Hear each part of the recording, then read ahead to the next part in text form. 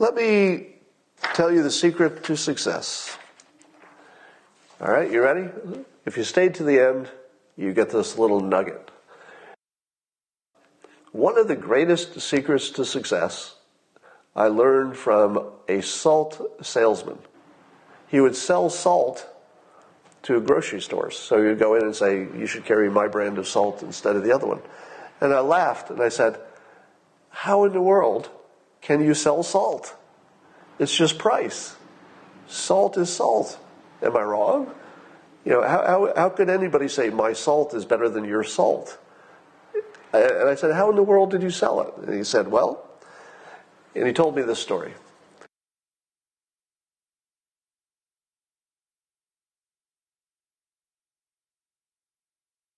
He was my neighbor, and he'd gotten rich after being born. He was actually born in a shack in the South that didn't have running water.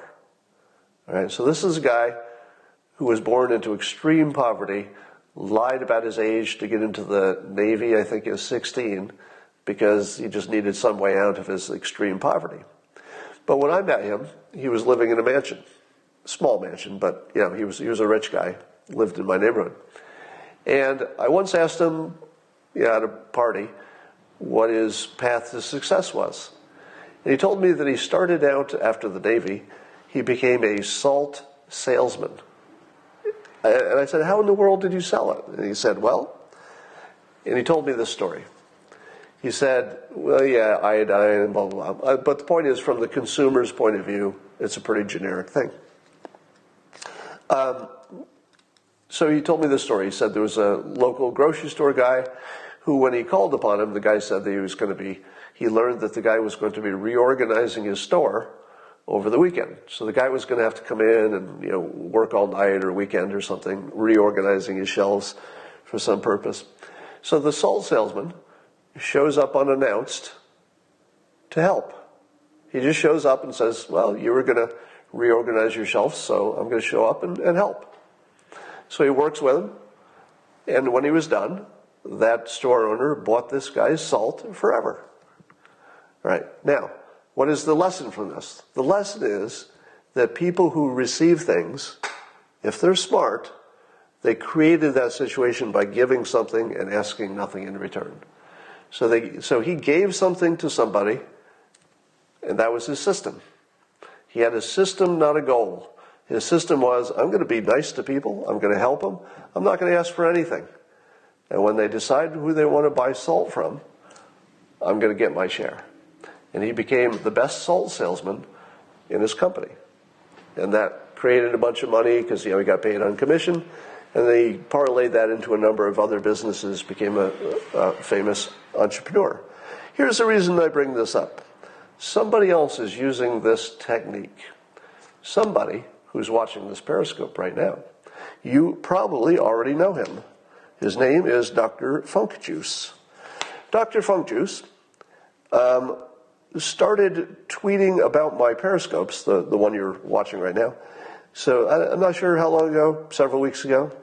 And he made a little image of a coffee cup, and I guess it was a GIF, and announced that my Periscope comes up at the same time, 10 Eastern, 7 Pacific, and told people to watch it. Now, the first time I saw it, I thought, oh, great, a fan. He's such a fan, he made a GIF and is promoting my thing. And I don't know if I tweeted it or I liked it or whatever, but I enjoyed seeing it. Then the next day, he did it again. And again. And again. Now, I had been thinking to myself, I should do that myself. But it was just one extra thing, and I didn't feel like doing it. But it was convenient for me, because every time Dr. Funk Juice would do one of those tweets, it would come in at exactly the right time, like half an hour or so before the actual Periscope, perfect timing. And I would see it in my Twitter feed, because I'm always on Twitter right before I come on here. And I'd say, oh, I don't have to do a tweet. I'll just retweet Dr. Funk Juice. And day after day after day, a person I've never met, owes me nothing, gave me something. It was just a gift. Now, he apparently likes the content that comes out of this.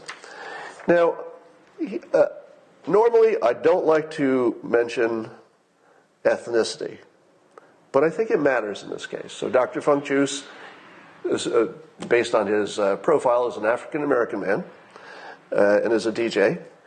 And he has found the secret to success. Because who am I talking about right now? Dr. Funk Juice. And I'm going to tell you that you should follow him at DJ _DR_ Funk Juice. One word, Funk Juice. And I got to say that if I were to bet on somebody, I would bet on this guy because he's figured out the salt salesman trick.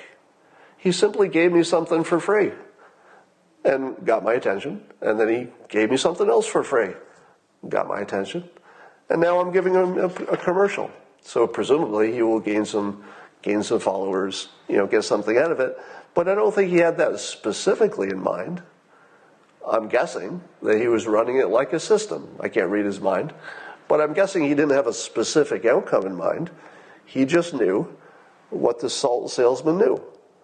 That if I do this good thing and ask nothing in return, something good might happen. But I don't think he necessarily did it for that reason. I think he just understands the world at a deeper level. And the reason I mentioned ethnicity is this is the following point. I've often thought that one of the biggest forms of, I would call it almost, what's the word, industrial racism or sort of built-in racism, is that if you're born a typical white kid and you've got a successful white family, you're getting all this advice, even if you don't want it. Just being born in a family where you've got entrepreneurs and people who are, going to college and stuff, you're just going to sort of pick up advice. And that's got to be a tremendous advantage over somebody who has some different situation and they don't get the benefit of that, learning things by osmosis, just being around it. And I've often thought that there should be some kind of a class or a lesson. It doesn't have to be for, African Americans specifically, but as a group, they may have less access to people who've already made it, and that's part of the sort of intrinsic bias of our society, is that some people just don't have access to mentors. So Dr. Funk Juice, either by being smart, or possibly he had some good experiences with family members who were also successful, is onto this secret. Very, very powerful secret. Now, can he share it? I would imagine that if he has kids, I don't know if he has or he has them someday, they're going to have the benefit of his experience, and by osmosis, they'll learn what he did and maybe pick up some tricks. How could you expand that to, let's say, inner cities, people who really needed it? When I wrote my book, How to Fail at Almost Everything and Still Win Big, I was thinking in those terms, but I don't think that book necessarily cracks every community. So anyway, big call out to Dr. Funk Juice for being so smart about success in particular. So thanks for that, and thanks for the help. And that's all I have for today, and I will talk to you all tomorrow.